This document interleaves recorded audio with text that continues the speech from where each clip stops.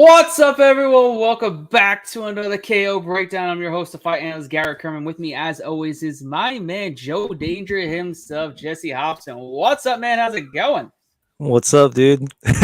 What's up, man? Good to see you. Yeah, good to see you as always, man. We've been chopping it up. We're ready to go. UFC 280 on tap. I'm fucking excited. I am so excited. I've been waiting for this fight card. I've been waiting to see Charles Oliveira take on Islam Makhachev. I'm so stoked. How are you doing? How are you feeling on this great fight week? Yeah, it's weird, and I think you kind of put it in perspective earlier via Twitter. The gods never gave us Tony versus Kebab, but we do get to see, Makachev or whatever versus Mr. Charlie Olives, and I think that is a good, like it's a good, It's a good consolation prize, right? yeah. As long as it happens, it like because we still have time. I think it will happen. It's right around the corner. I'm just getting tired of I don't understand Olives' cockiness. Like who has I mean, don't get me wrong, he's beat some guys, right? Right. But it just seems like He thinks he's it hot shit, does he yeah. not? Well, You it's know, like he's surrounded by this group of guys. They all and it's not just him that thinks he's McGregor. It's his entire crew that thinks they're all McGregor. And it's so odd to listen to someone talk shit and then have someone else translate it. So it's just such a weird exchange. And I don't really like Islam either, but this is making me like Islam that much more. So I'll take it. yeah. I kind of agree with that notion. I mean, I feel like he's just walking around puffing out his chest, and I mean, I guess when you're a champion, you kind of have to have that mentality because you're going against the best, like Islam Makhachev. You have to feel like you're the best, or you're just gonna falter. Going against elite competition time in time again. You kind of have to have that belief in yourself. So I kind of get it, but it's getting to the point where like I'm kind of over it, and I feel like Islam's really gonna. We'll get into it. We'll get into Yeah, it, but there's still a few other fights we got to talk about before we get yeah, there. right. We got 13 fights on tap. UFC 280. It starts at 10 a.m. Eastern Standard Time. I will be having my cup of coffee while I'll be watching this fight card. I'm looking forward to it. So let's get right down to business. All right, our first fight up is in the women's bantamweight division between Lena Landsberg and Carol Hossa. Right now, Hossa minus 325 to come back on Landsberg plus 270. Who do you got? Hossa, she should win this fight, but I'm not willing to bet it because of how she looked against Sarah McMahon. Yep. Now, it seems as if she's been working on her grappling, which is good, which, you're in the UFC. You probably should do that.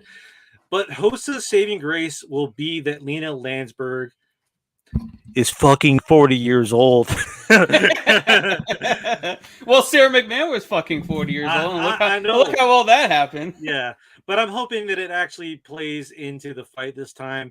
And then also I wanted to mention that Lena Landsberg, her Tapology photo is from probably about 15 years ago. It looks like a dating profile picture.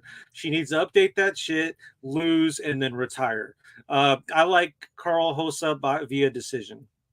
Yeah, I'm taking Carol Hossa here. I'm very reluctant to bet on her, considering what she fucking did in her last fight against Sarah McMahon. But here we are. Minus 325 is definitely not a price I want to pay on her. I do think she wins via decision as well. I do think she's definitely the better striker. She throws some really good output. I think she's just going to be able to. She's going to be just too much for Lena Landsberg. Landsberg, she's like you said, in her 40s now. She's slowing down. I don't think she's going to be able to keep up with her on the feet, on the mat, wherever this fight goes. Hossa does have her covered. Hossa to win via decision would put it at minus 120. Cuts the juice down to a little bit, but I still need some type of plus money to play any props on Hossa. So I'm ultimately gonna not bet this fight. I'm probably not gonna watch this fight, and I am. I'll probably make some food during this fight. I mean, 10 a.m. Maybe make some eggs and It's a some good breakfast. coffee one.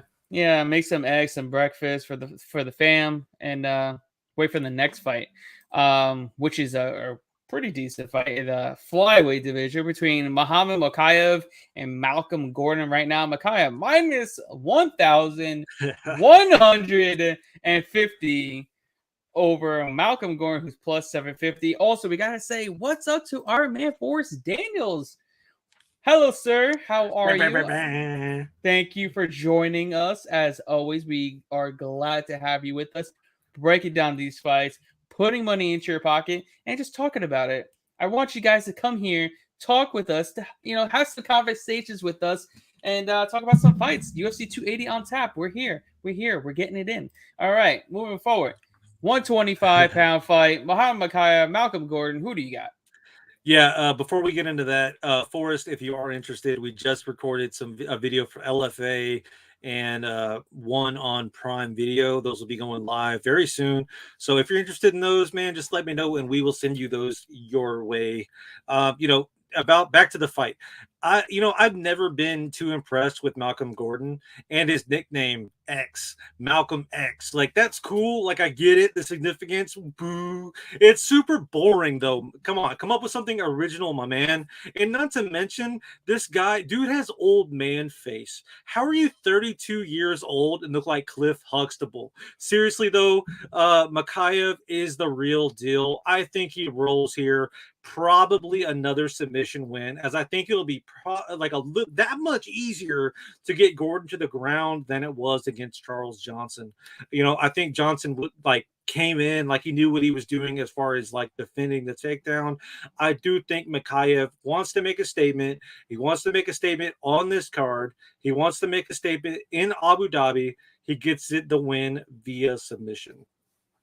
I'm 100% agreeing with you there. I'm just a person that loves to fade Malcolm Gordon. I did in pretty much every one of his fights. I'm 2-2 right now in the UFC, fading his fights. He won his last two, unfortunately. So I've been 0-2 in his last two fights. But here we are, fading him again. I got Makhachev. He's definitely going to roll here inside 2 rounds. Makhachev's just better everywhere in terms of striking, in terms of grappling, especially in the grappling. He's like beyond better than Malcolm Gordon in those regards. I just don't think Gordon has enough to really withstand the onslaught that's coming his way with Muhammad Makhachev. I think he goes in there, gets the job done inside 2 rounds, maybe in round 1.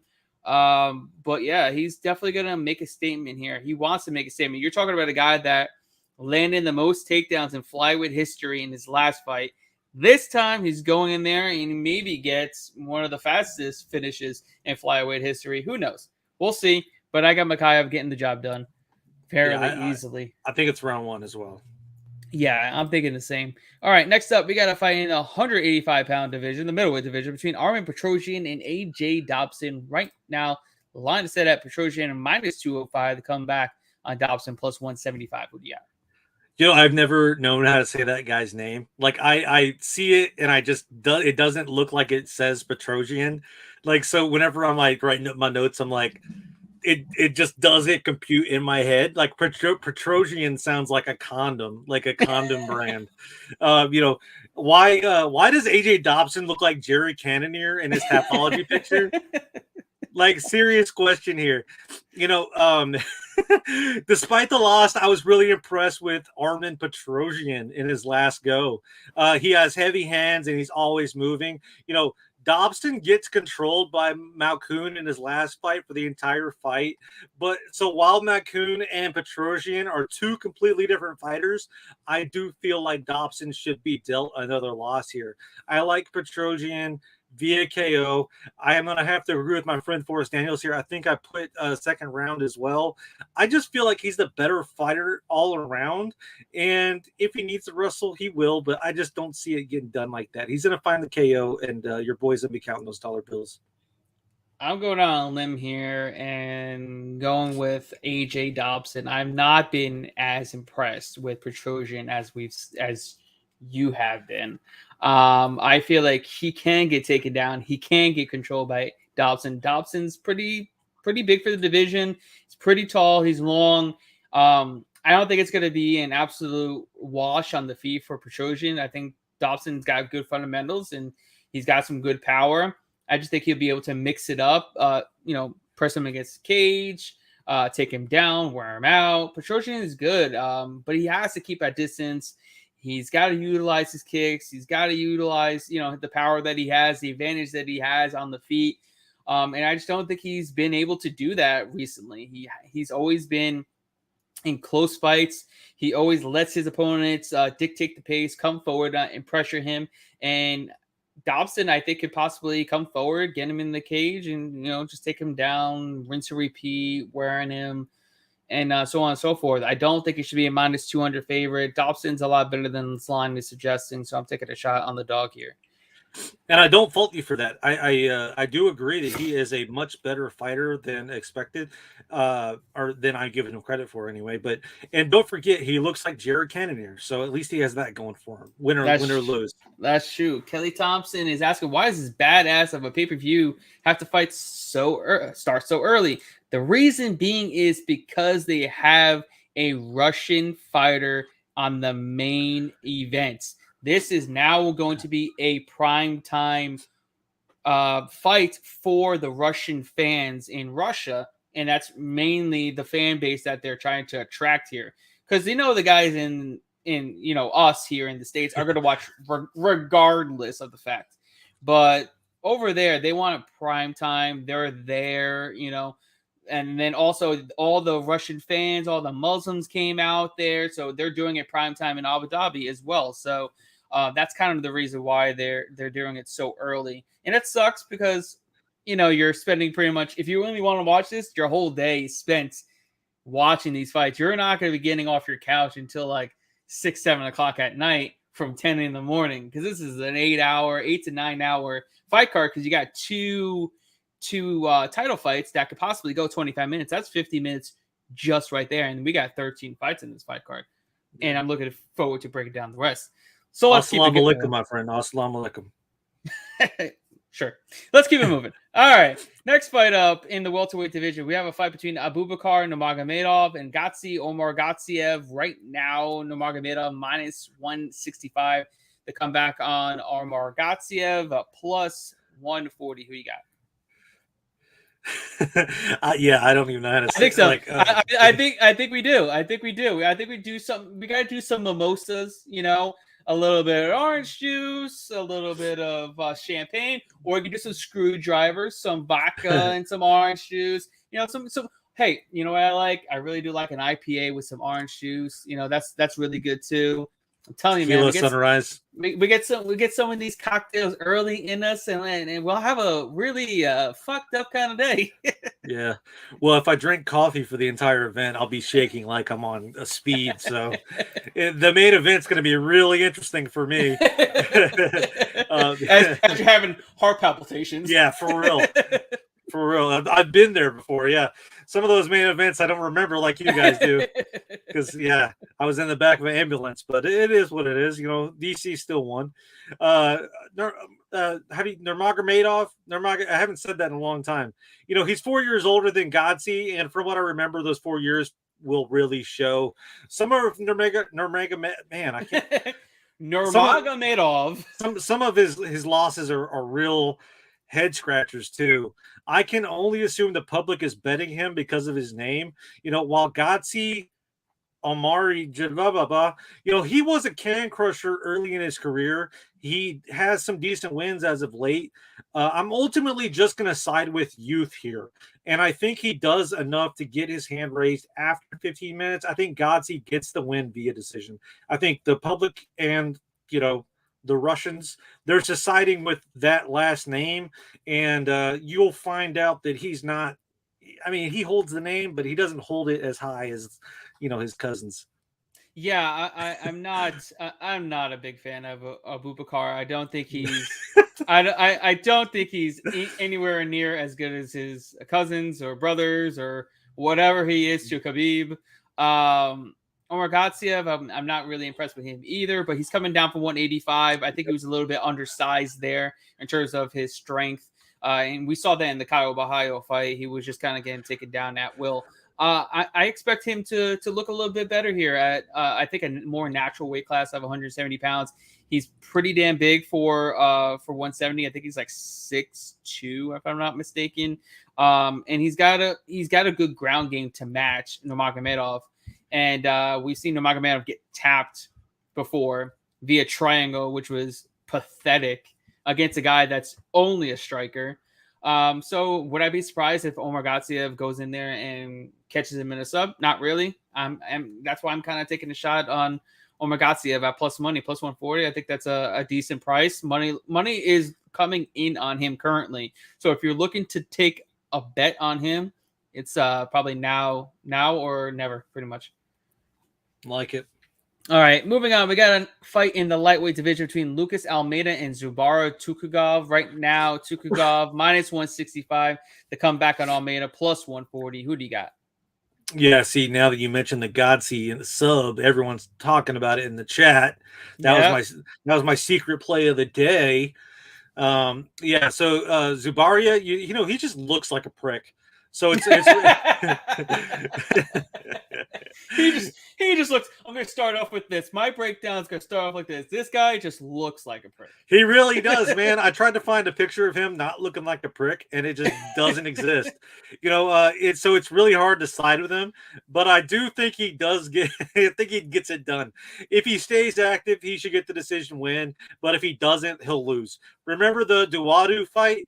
This really comes down to me not thinking Almeida's wins are all that impressive. I mean, he knocked out Mike Trezano, but not until round 3. Give me the other guy. I'm taking the prick winning by decision. Yeah, man, I want to take Almeida as an underdog because he cashed as an underdog against Trezano, but that's Michael fucking Trezano. So yeah, that was going to cash regardless of if he was a favorite or a dog. Yeah, but Tukhugov is a lot better than, you know, people giving him credit for. He's got power on his feet, and he's definitely way better on the mat than Almeida. Almeida is definitely dangerous on the feet. He's got power. He mixes things up very well, head to body, especially with his kicks. And he's definitely dangerous if you get caught in scramble. He's got a good guillotine, but I think Tukhugov is way more advanced on the mat than Almeida. He's faced far better competition, far better strikers. So yeah, I'm gonna take Tukhugov to get back into the win. No, not back. I think he won his last fight against Ricardo Ramos, if I'm not mistaken. So yeah, I think he's coming off about a year's layoff. That's pretty much what he does. He fights like once a year. I think he rolls here, gets another dub, and keeps it moving. All right, next. He looks like a prick. Looks like a prick. Moving on, we got a fight in the light heavyweight division between Nikita Krylov and Volkan Oezdemir. Right now, Krylov minus 175 to come back on Oezdemir plus 150. Who do you got? Not a huge fan of Krylov. Me either. He isn't entertaining. No, he hasn't really beat anyone. You know, does he brag to his wife about Johnny Walker? He's just kind of middle of the road. You know, Volkan, at least, you know, he says no time. Like, that's cool. And he points at his wrist.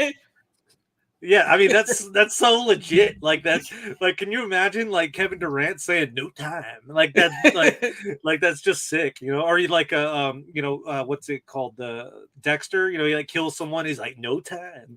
Like you just know it's legit.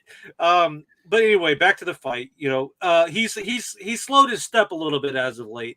You know, I think him not getting subbed by Paul Craig is a win within itself. So because of which, I'd like to think maybe he has a few decent fights left in him. I mean, he did go to a split decision with Rakic, and he looked decent against Yuri, and you know, before he died. But I'm gonna go out on a limb here. I'm gonna take Oezdemir via decision. I just feel like he can avoid like what little Krylov throws at him, and then just maybe kind of pull like a fast one, kind of like he did against Craig, and get the decision win. Yeah, it just Krylov is just somebody that I just kept putting my money on. Even in the last fight against Gustafsson, which was fairly one of the easiest fights he'll ever have. It's just his fight IQ is just pretty fucking terrible. Like, this is a fight where he probably should go in and try to get a takedown, which won't really work that well considering Oezdemir actually has pretty good takedown defense. He showed it in his last fight against Paul Craig. So then he's going to have to stand and bang with Uzumir and give him the fight that he wants. Just stand and train in the center because Krylov is not going to be, just sticking and moving. That's not his game. He doesn't have great movement. He does get hit. And they were going to give Uzumir enough chances to get a knockout. And I'm taking Uzumir at plus money. I just can't fathom taking Krylov as a favorite against anybody, really. I don't care who he's facing. Just not happening. That fight IQ is so bad that I can never bet him at minus 175, minus 185, even minus all the way, minus 196. No, thank you. And then at the end, he'll go, no time. No time. No it's time. so sick. Like, it's so sick. Time. All right, moving on. We got a fight in the middleweight division between Caio Borralho and Mahmoud Muradov. Right now, Borralho minus 205. The comeback on Muradov plus 175. Who do you got? Yeah, it looks like some money's coming in on Muradov. I like the way you say Caio Borralho. Can you say it one more time for me? Caio Borralho. Oh man, I just peed a little. Caio Borralho. It doesn't sound as cool when I say it because I'm like so white. Like it's just like, bro, look at me. Yeah, I know. But like that's Canadian white. You're like island white. Caio Borralho, he subs people, or at least he tries to. And Mahmoud Almerdorov, he gets subbed. Caio will be smaller in this one, but I'd argue, and I will argue, and I will die on this hill, that the UFC is throwing him an aging fighter in hopes to secure a win and build his resume. I feel like Caio should roll here. I'm liking that the money's coming in on his opposition, because I will gladly take a better line for Caio. Yeah. Thank you. No time. Yeah, so man, I've come around to really like Borralho. He's won me some money recently. The only fight that really lost on him when I took him against Aaron Jeffrey, which was pretty much a stalemate. I think both of them just couldn't really do much against one another. But since then, he's looked great. He's controlled his opponents on the mat. Once he gets it down there and takes your back, you're stuck. There's no way you're getting up. And his ground game is definitely levels better than Muradov, because Muradov got taken down and subbed by Jeremy Mearshart, who I think is less of a grappler than Borralho. I'm almost certain Borralho is a black belt. He's been training with Damian Maia since he was 19 years old, so he's getting in the best BJJ you could possibly get over in Brazil. I don't know. There you can get some good BJJ over in Brazil, if you know what I'm saying. Caio Borralho. Possibly. But yeah, I mean, Muradov, don't get me wrong, dude's tough. He's got knockout power. I definitely think he's going to have the advantage in the striking department. So it's going to come down to Borralho being smart, using his distance, because he does very well at keeping his distance, using his kicks, using his reach. He's got that long karate type of stance. He's got really good in and out movement. My only worry is he tends to slow down as the fight goes on, especially when he goes, grapple heavy early on, like he did in his last fight. But ultimately, I do expect him to land some takedowns, get some ground control, and get a decision win. I don't think he gets the sub. I think he just is able to coast here, get some ground control. I think he gets a little bit dicey on the feet, just a little bit. He's gonna get hit, but I think ultimately he's able to control him on the mat and get the sub. And get the win via decision. I like Borralho. I think his ceiling is a lot higher than Muradov, and I kind of just want to see him face some ranked opposition after this. Agreed. All right, next up we got a fight between Sean Brady and Bilal Muhammad in the 170-pound division. We have Forrest Daniel saying he packed a fat bowl of the devil's lettuce for the main card breakdown. We're almost there, buddy. We're almost there. We're one fight away before we get to the main card breakdown. I also noticed that Forrest he's watching on YouTube and Facebook. And Facebook. Man, true fan. He is. Thank you. We appreciate you. All right. You have fun with that devil's lettuce. All right. Moving on.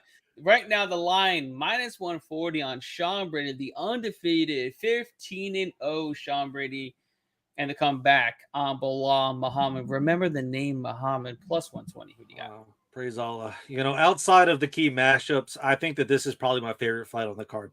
I Yeah. don't typically say that about Bilal Muhammad fights unless I have money on him, and I will have money on him this time. You're damn right. Yeah. Damn right. Just like last week.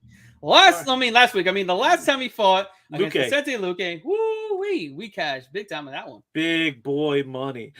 Brady, he has all of the stylings to be the next big thing, but is Bilal here to halt the hype train? I think so. I think Brady, he can do it all, no doubt, but Bilal is so awkward, and he knows how to avoid anything you bring to the table. I'd assume we see a similar fight to the Luque fight. Brady never really gets going, and Bilal fights off of his heel. It should be interesting. I like Bilal Muhammad via decision. And I'm also like, I know that sounds crazy just because of how hyped Brady is, but y'all said the same thing about the Luque fight. You said we were out of our minds picking Bilal over Luque. I think it's going to be a very similar fight. Oh, look, we got somebody over in Abu Dhabi watching this podcast at 3:34 local time. Well, we appreciate you, Maddie Nice. We appreciate you. Have some fun. Enjoy the fights. Man, I'm sure you're having the time of your life over there. I'm super jealous. So have fun. I'm looking forward to it. I'm sure you are as well. He has a Trump avatar too, so he's cool. Definitely. All right. Especially when it comes to this fight, I love Bilal Muhammad's abilities. He's arguably one of the smartest fighters in there. He's got great fight IQ. He's got great cardio. He's a good wrestler. He's a good striker. Do I think Sean Bray's a little bit better than him in some of these aspects? Yeah, I do. But at the end of the day, it's going to be hard for Brady to come in there and beat Muhammad because he just fights smart. He's able to stay out of range. He's able to pop you with this jab while you're coming forward. He's utilizing his side-to-side movements just like he did against Vicente Luque. He defended the takedowns against Luque. He defended the Darce choke. He was able to mix in takedowns whenever Luque was overextending on his punches, just like Brady's going to, because he's going to be flustered, not being able to hit him. It's going to be very, very reminiscent of that fight. And I wasn't impressed with Sean Brady when he fought Michael Chiesa. I was not at all.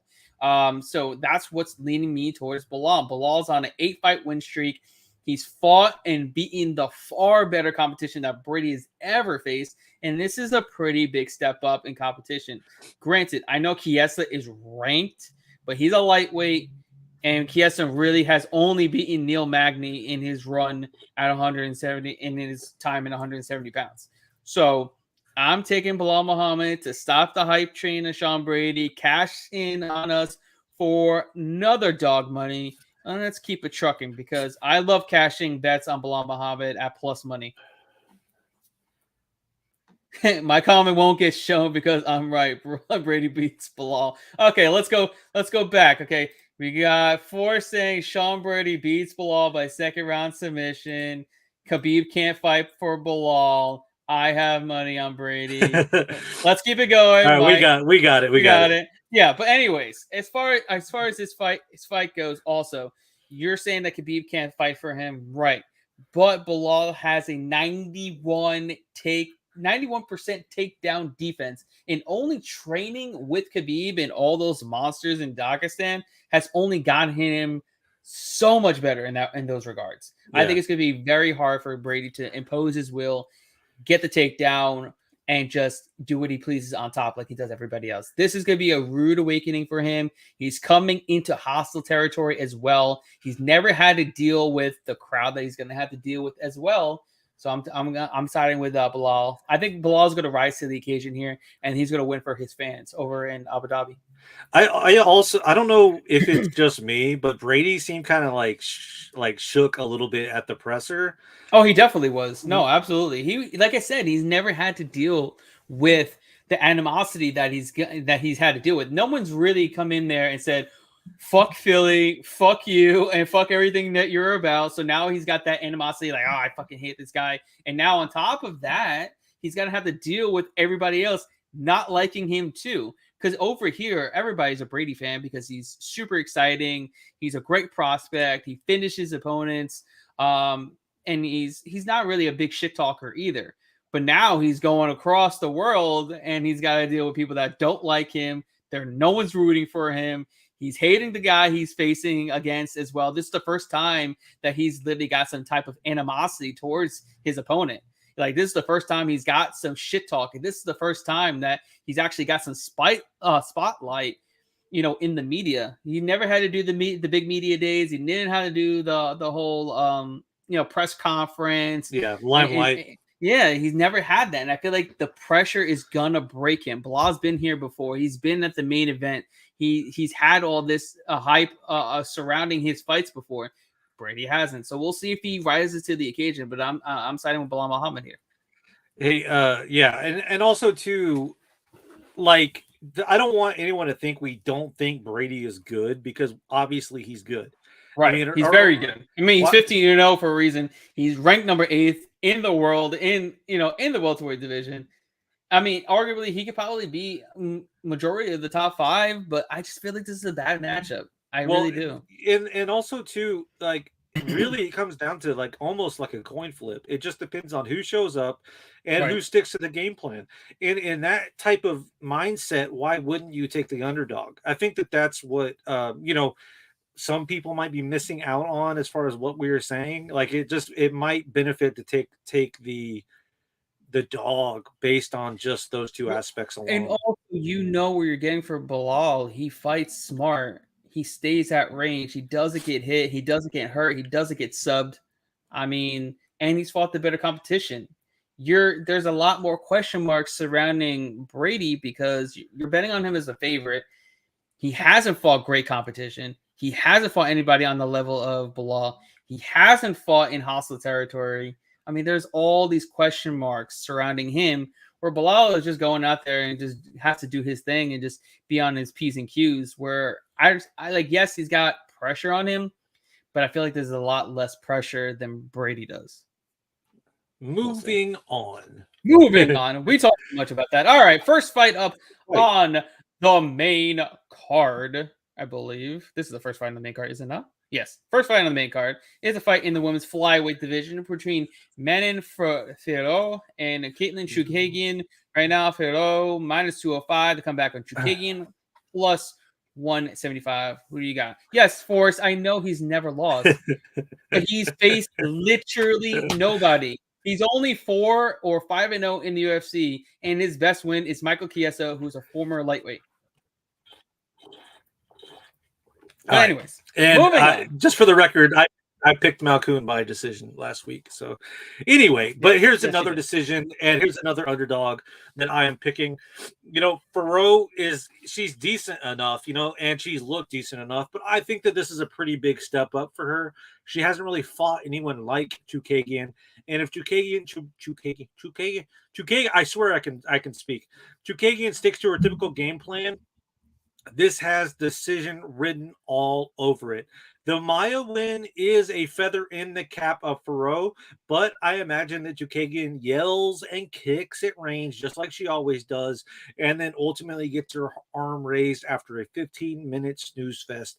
I like Caitlin Chookagian. Hell, I liked her at plus 160.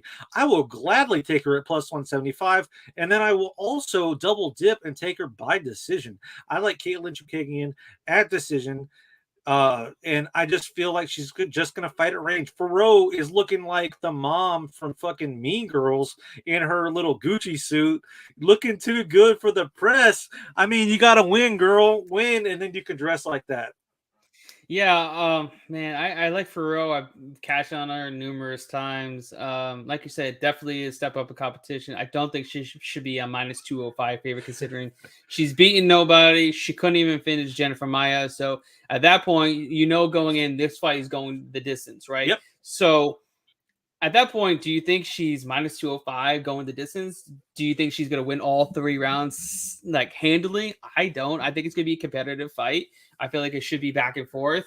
I don't think Ferro's getting the knockout. I don't think she has Andrade power in order to get that knockout over Chookagian. So I think it's going to be a back and forth, very close battle. And I'd rather, if I were to bet on this fight, which I'm obviously not, I would probably take the side on the dog here, plus 175 all the way up to plus 190, because She's been there. She's done that. She's faced the best. Meanwhile, we're still waiting to see if Pharrell is the real deal. I mean, if she gets this win, she's a real deal. She probably gets a title shot after this, but we will see. I'd rather wait and see than bet on her at minus 205 here. Yeah, that's also the thing. If we know that this is probably going decision, it's a coin flip. You know, who screams the loudest? It's Chukagian. I'm gonna take that. I'm gonna take that all damn day. All damn day. All right, let's keep it moving. Our next fight up is in the lightweight division between Beneil Dariush and Mateusz Gamrot. Right now, Gamrot minus 190 to come back, and Dariush plus 160. Who do you got? Wow. Okay. So this is actually, believe it or not, a lot like the last fight. I think that this is a very, very, very tight matchup. Both guys have fought a lot of the same guys with similar results. This one will probably go to decision as well, and I'm totally okay with taking the stab on Beneil at plus 175, as I assume a few of the rounds are going to be difficult to score. Beneil is a bit more seasoned, and I think he can still a split a lot like Garam did against Gamrot nearly 2 years ago. I feel like we're going to see almost that exact same fight play out, and I like Beneil Dariush. I like him at plus money. I like him at decision. I like it all. I like the dogs will be barking on Saturday, and I am going to be enjoying it as I count my money with my coffee. Yep, I agree with that as well. I think Dariush is definitely being completely underestimated here. He's top 5 for a reason. He's fought the who's who. He's beaten the who's who. Gamrot's best win was Sarukian, and he barely won that fight. I think Dariush think he didn't. Right, exactly. I mean, granted, I bet Gamrot by decision at plus 500, but and we bet him live. Neither here nor there, but I do think he has such a high ceiling. But you know, Dariush, like, this is a pretty massive step up in competition for him. Maybe he goes out there and shows us he's the next guy up, the next guy that should be fighting for a title. But until he shows me that, I'm taking Dariush at plus 160. I feel like that's a no-brainer. I mean, you're talking about a guy that should be fighting for a title, but is not. And he's still only 32 years old, and he's still got a lot left. He's a great grappler. He's got power in his hands. We've seen that in the Jakar close fight. Yep. Which is a pretty good win, honestly. Looking back, that's a pretty solid fucking win. Benny looking old? I mean, he's only looking old because of his hair. He's not actually looking old, though. I mean, he's still in great shape. He's 32 years old. What does that make me? I'm freaking 32 as well. And no, we're not just respecting. He's also wearing flip-flops. He's walking around in flip-flops because he's in the gym all day. Like, his bones are tired because he's always working out. Seriously. I mean, we're not disrespecting Gamrot because I bet on Gamrot. I'm pretty sure every single fight that he's had in his entire UFC career. So I am definitely not disrespecting him. I just think the line is absolutely disrespecting Dariush. Yes. I mean, who has Gamrot beat? It's kind of like what was it? The Brady fight. I mean, a lot of these are really coin flips. It's really going to come down to what the judges favor.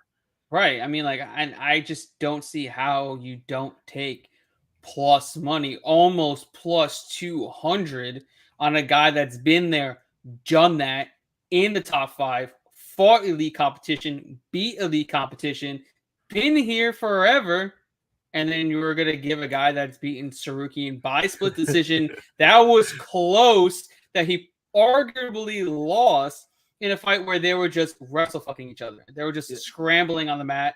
There was not a ton of striking. Because in the striking exchanges, I give it to Dariush all day. Yeah. Dariush is definitely the better striker of the two. So it's going to come down to Dariush, reversing position, defending the takedowns. Gamrot will get tired if he tends to go for takedowns and not land them. And then Dariush keep getting back to his feet. Dariush is definitely the better striker of the two. So I'm taking a shot here on the dog. I mean, it's not about disrespect. I think Gamrot's elite, but I just think we're disrespecting Dariush at plus 160, plus 170 on the betting lines. I think that's insane. Yeah, and also he's 30. He's 32.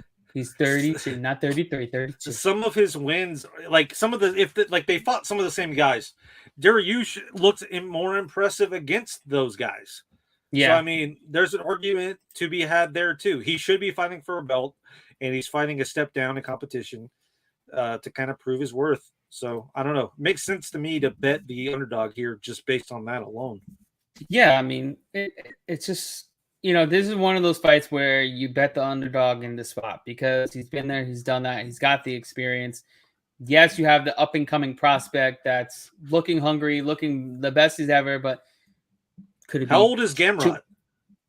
I think he's like 30 or 28 or something like that. I feel like he's pretty old too. Or like, I mean, he's like in his 30s too. I think so. Yeah, he's 31. It's not like he's like some spring chicken. Literally 1 year, like, or yeah, 1 year apart. Like, give me a break. Like two years, but I mean, it's not much. I mean, and granted, I mean, he's literally other than Sarukian beating nobody. Diego Ferreira, Jeremy Steven, Scott Holtzman lost a split decision to Garam Kutateladze. Yeah. I mean, how are you losing a split to Garam Kutateladze? I know Kutateladze is good, but you don't lose a split to him and then jump from Arman Sarukian to Beneil Dariush. Sarukian was fringe top 15. Now you're taking a guy that fought and beaten the who's inside the top 5, who's on a nasty win streak. He's on a 1, 2, 3, 4, 5, 6, 7 fight win streak. Wasn't that his debut? The split? Yeah, the Kutateladze fight. That fight was incredible. That was a great fight. That really was. I like Kutateladze though. So. Yeah, me too. All right, moving on. Let's keep it moving. We are up to our featured bout on the main card in the bantamweight division between Petr Yan and Sean O'Malley. Right now, Yan minus 265 to come back on O'Malley plus 225. Who do you got? Yan is minus 265. Yeah, he definitely should be at least minus 500 in this spot. Holy shit. Yeah, yesterday he was minus 310. So that's wild. Money's coming in on Sean O'Malley, and I'm quite flabbergasted as to why. I mean, O'Malley, he has a chance. He has a puncher's chance, but I mean, I just don't see I don't see what other people are seeing. His only chance is a first round knockout. The story is, and I know you're going to give me some stats here, Yan is a notoriously slow starter. So if O'Malley somehow manages to knock out Yan, or if he, let's say he wins round 1, round 2 or round 3, potentially could win a decision, but I just don't see that happening. That being said, I think Yan is the better fighter. He should win. I'm having a hard time, seeing O'Malley get his hand raised like against Petr Yan. Like it doesn't make any sense to me. The fact that this fight was even announced and is a real thing. So here's something to think about. All right. When this fight was leaked, or whenever they first announced it, people didn't believe that it was real, because considering the fights that O'Malley has fought, and then he all of a sudden gets this Petr Yan fight. That's a lot to think about. And then now you said minus 265. Like you said, it blows my mind that this is not a minus 500. I am literally going to put all of my money, my entire bankroll, on Petr Yan.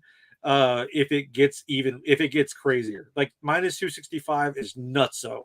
Minus 225, that's Joker level crazy. So anyway, Petr Yan wins via decision. Yeah, I don't.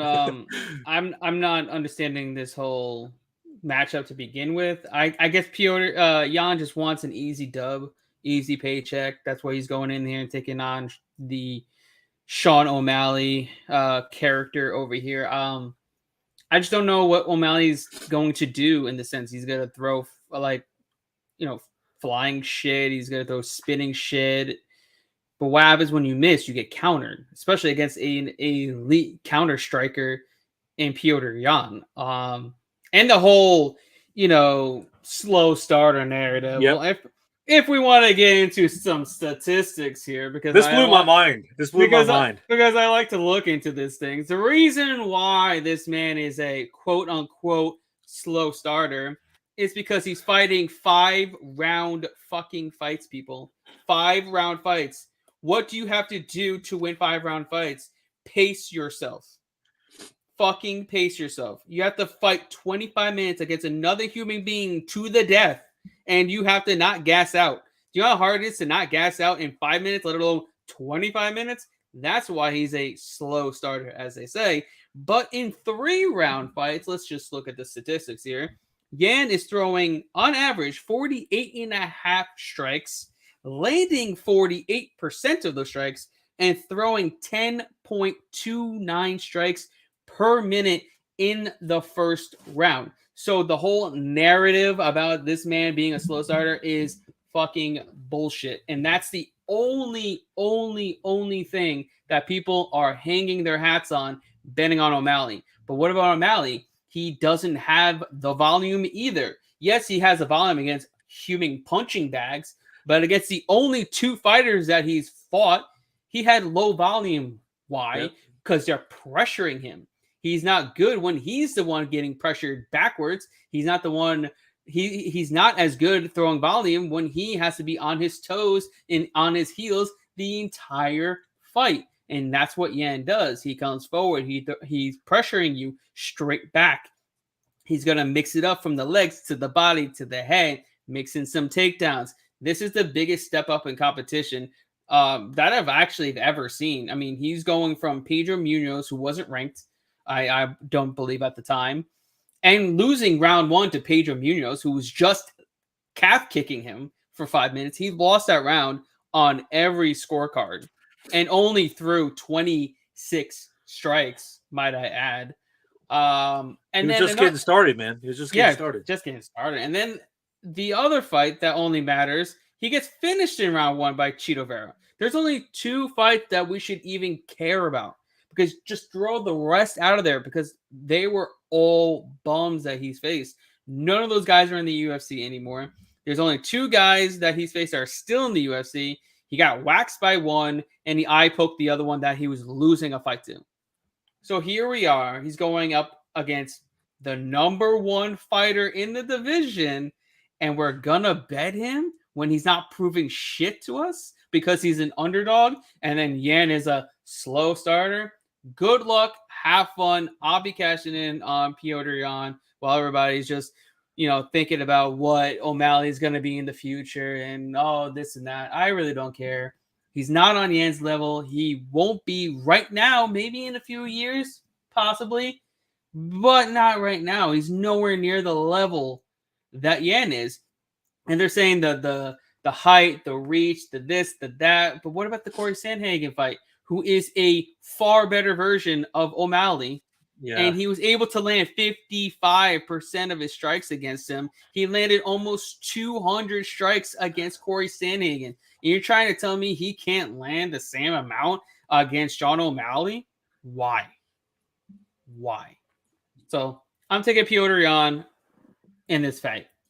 Has O'Malley won via head kick? Yeah, I think he has. Yeah. Who like it was some bum. I don't know. I was gonna say, I hate to put you on the spot, but if I remember correctly, most of his wins come via like left or right. Like no, I think he had one high kick knockout. If I'm not mistaken, I could be wrong, but I mean either way, I mean yes, Yan gets hit, but has he ever been knocked out?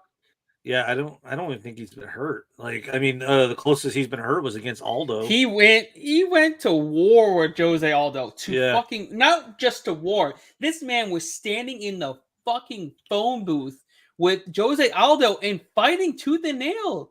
Like O'Malley would never take a full shot from Jose Aldo like Yan did. I mean, these two were literally face to face, right in front of each other. They were not moving. They were going toe to toe and just throwing down. Sean O'Malley would never ever be able to do that in his entire lifetime against anybody. But as far as like the head kick, yeah, he had a head kick against Jose Alberto Quinones. Oh, I remember that fight. Yeah. The reason I asked is because Matty Nice says that Yan leaves his chin exposed at the end of his strikes. Look for the head kick. I mean, he's not wrong there. I mean, yeah, like, Yan definitely.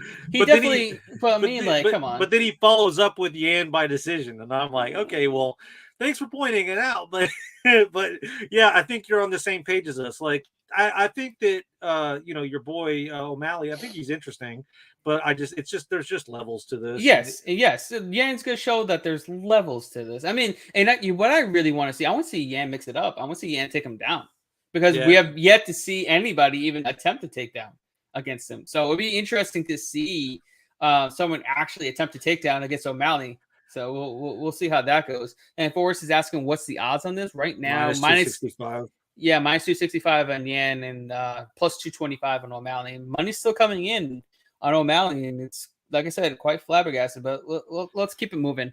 Right now, we're up to our co-main event of the evening in the bantamweight division for the bantamweight championship of the world. We have Aljamain Sterling taking on TJ Dillashaw.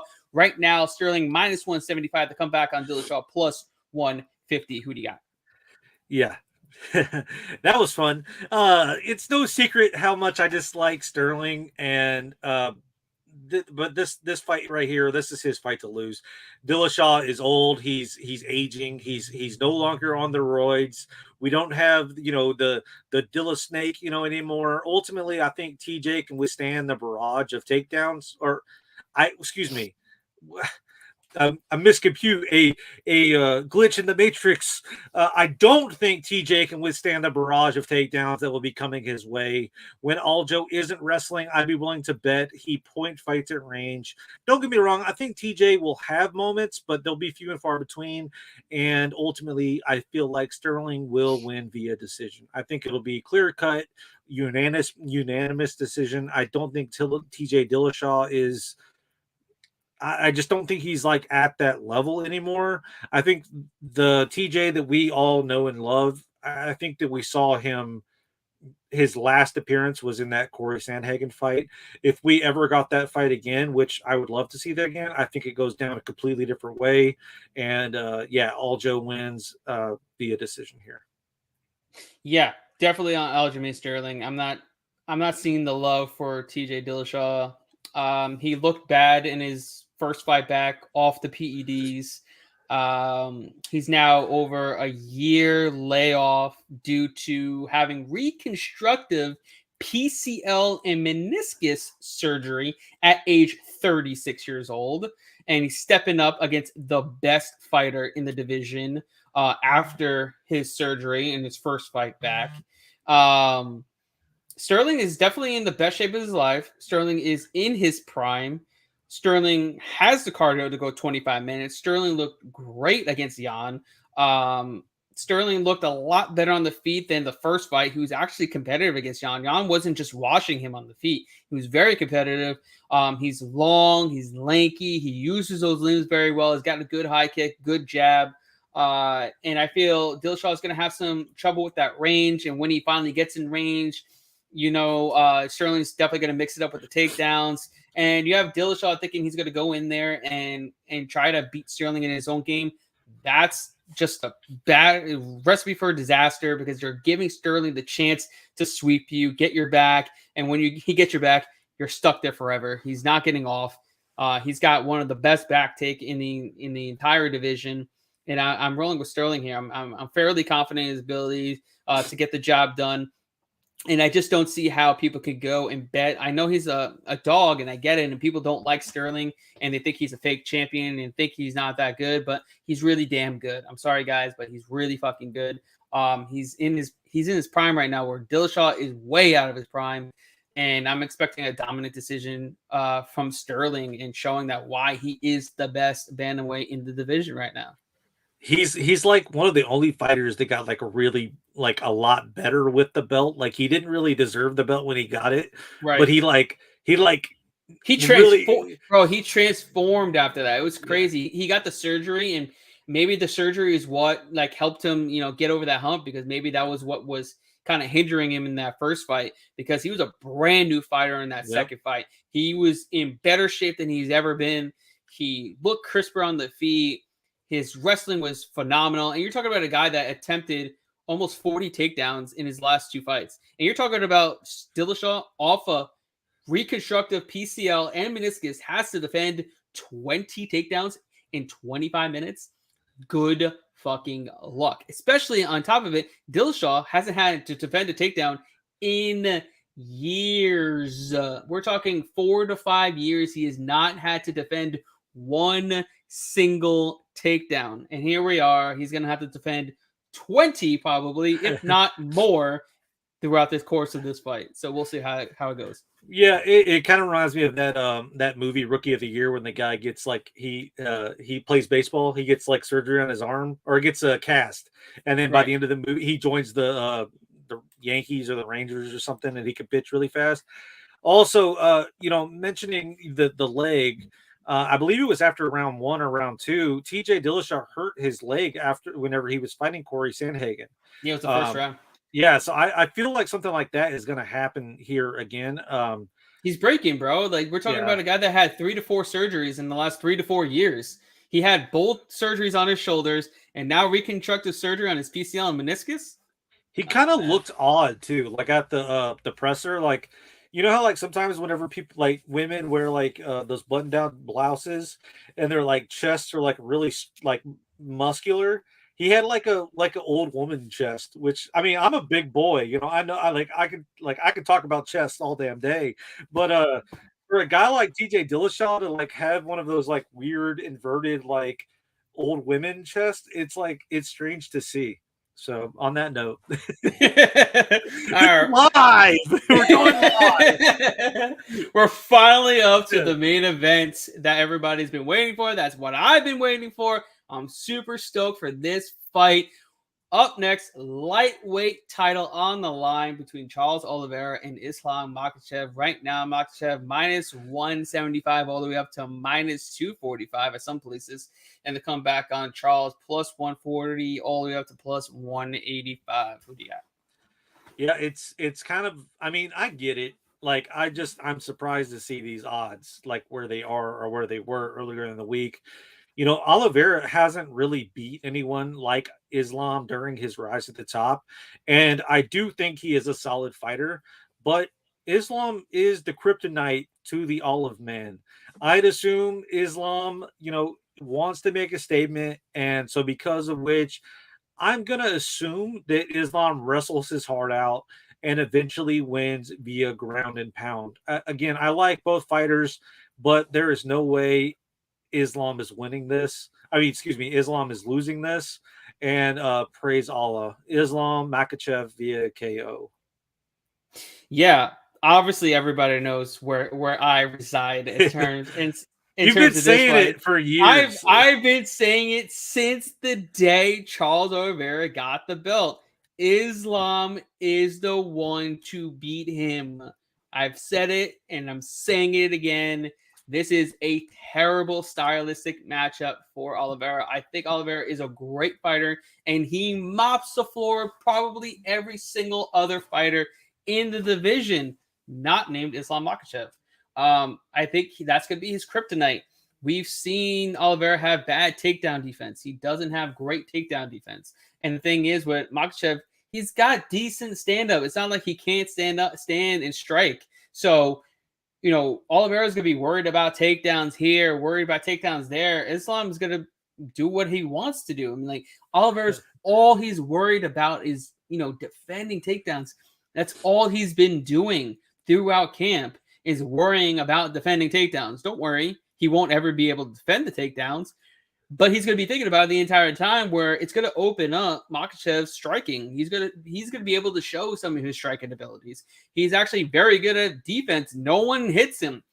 Less than one strike absorbed per minute, and no one has landed more than 20 strikes against him in a single fight.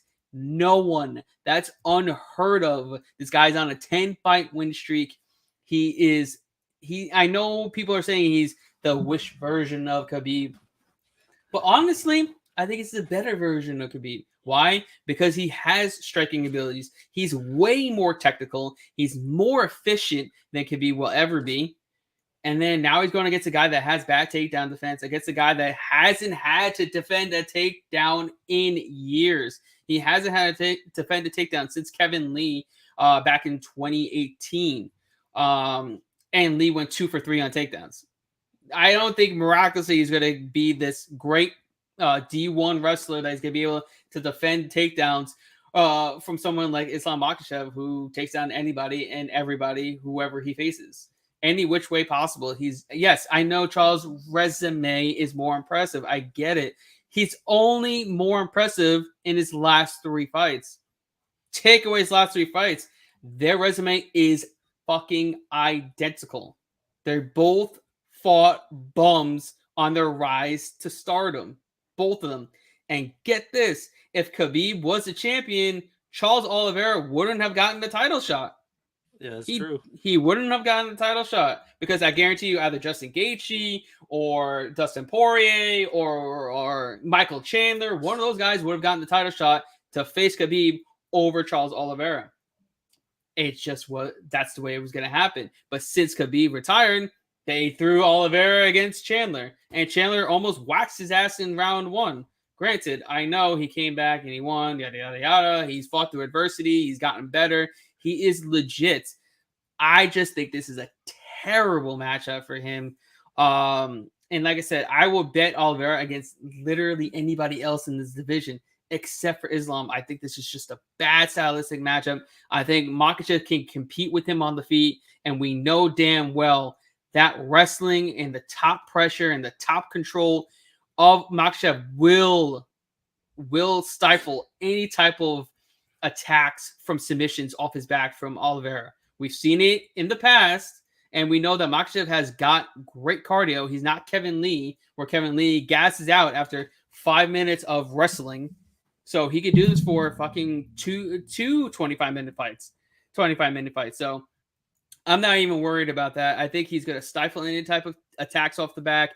He's going to be heavy on top, be methodical, be technical, and rinse to repeat. Get the win, probably finish him inside 3 rounds. I'm sorry, Oliveira backers. I'm sorry, everybody that loves him. But get this, 70% of you guys are on Oliveira, and the money is still going away from him. How does that work out? You have a guy that 70% of the public and 60% of the handle is on you as an underdog. You never want to bet on a public underdog. Never. It never works out. The book wants you to bet Oliveira. Why? He's a champion. He's the guy that's won over 10 fights in a row. He's beaten the best of the best in the division. Makhachev has beaten absolutely nobody. He doesn't deserve this. He's the wish version of Khabib. He's all this and that, and he's still a plus 160 all the way up to plus 185 underdog, and you're all betting him. Think about that. Why? Why is he such a big underdog and you're all betting on him? That doesn't make sense, does it? No. So think about it. Islam Makhachev gets the job done. He's going to be new, and we'll never see him at minus 190, minus 180, minus 175 ever again. So get your monies in now before it's all gone, because he's going to be minus 300, minus 400, minus 600, moving on every day after this. So cash in now while it's too late. So let's look at let's look what we got here. We got Forrest Dan saying Vegas wants your Islam money. In my opinion, that is definitely not true. Why would the book want my Islam money when all the money is already on Charles Oliveira? How does that work? Yeah, I mean, you're talking about 60% of the handle and 69% of the bets are on Oliveira, and the money is moving the opposite way. That's called reverse line movement, and that's something that you don't want to be on that side of. And no, I'm not talking about you, Forrest. I'm talking about Matty Ice. I'm not saying it's a lock. It's not a lock. This fight is not a lock. I'm confident in his abilities. This is not a lock. Okay, I think it's a lock. I put 5 units on him. I feel like this is like Khabib and Edson Barboza all over again. We're never going to get this type of line.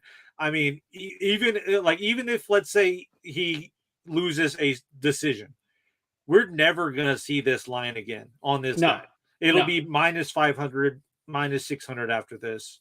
Maybe, especially if he goes in there and finishing like I'm expecting him to do. Yeah. I just feel like it's going to be shades of that fight. I mean, after like after Barboza, like no one doubted Khabib ever again. I mean, we have Alaquinta, Connor. I mean, that was kind of both sides, but But everyone thought he was going to beat Dustin. Everyone thought he was going to dust KG. I mean, well, we have Matty Ice. I like Matty Ice better. Saying that's what Vegas wants you to think. I feel both of you think this is the safest bet. Vegas dream. Vegas loves you feeling safe. I bet it's both your biggest wager. No. Yes, it is. Because I've been waiting for this fight. I've been breaking down this fight for a few years now. And I think it's time for Islam to get his belt. I'm sorry, but like Maddie, everybody's thinking like you. Everybody's thinking like you. There is very far and few between that people are thinking like me and Jesse over here.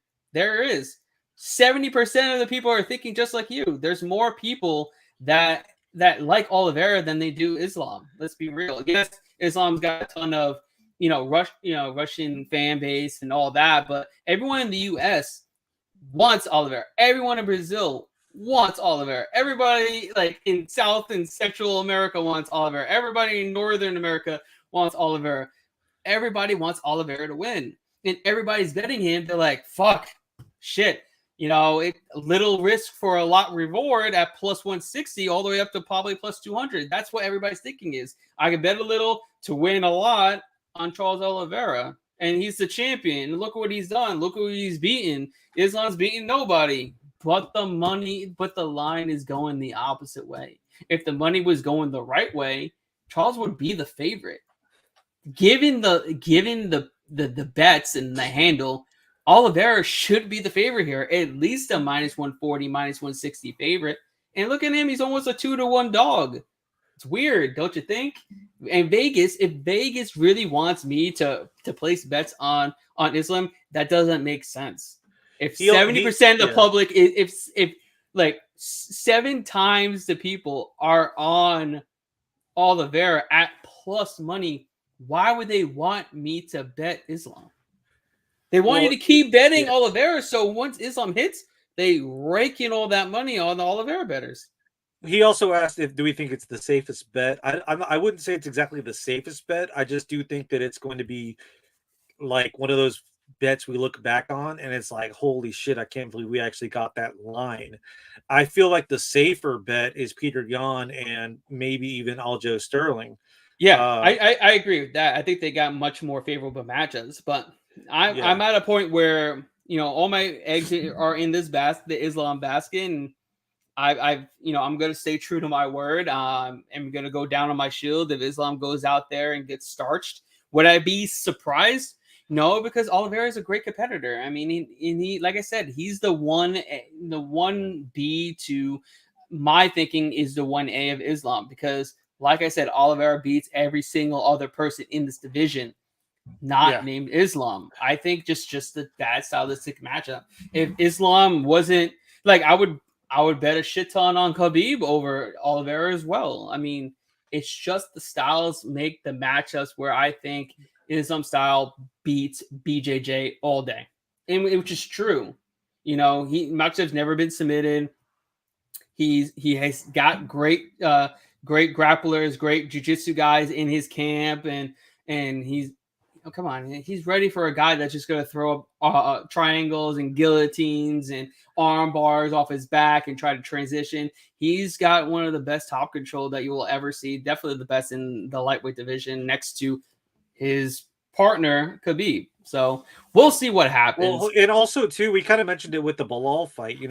His opponent, Charlie Olives, he's fighting in the fire. He's in enemy territory. I mean, I feel like we're getting a hell of a line at what, minus 165.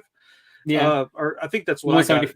Yeah, I got it at 165, and yeah, it's my biggest play of the card because 165. I hate to say it, but that is value, my friend, and I am not a value guy. I just feel like minus 165. That's an incredible line, especially considering the lines we did get with Khabib, the lines we're going to get after this fight, and the lines that led up to this fight.